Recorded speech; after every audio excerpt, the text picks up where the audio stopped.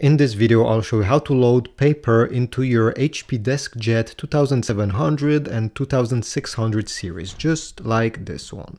So the first step is to turn your printer over here, and you're gonna take this piece of plastic over here and you're gonna pull it up, okay, completely, and you're gonna just let it go. It should sit at a certain angle, just like this.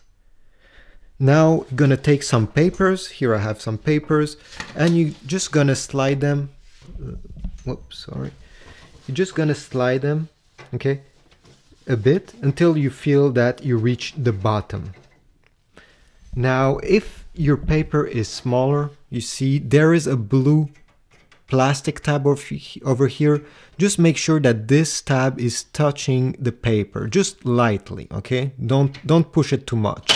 So let's say if you had a smaller piece of paper, you can push the blue tab until it meets, the paper over here. But in my case, I'm using one of the largest paper that I can use. So I'll just roll it like this and make sure that this is just touching a bit the paper.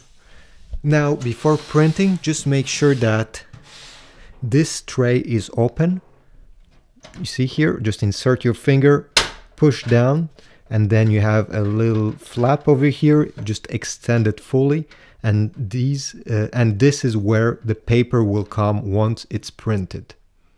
So thanks for watching, and I hope this was useful. Please subscribe, like, and I will see you in the next one.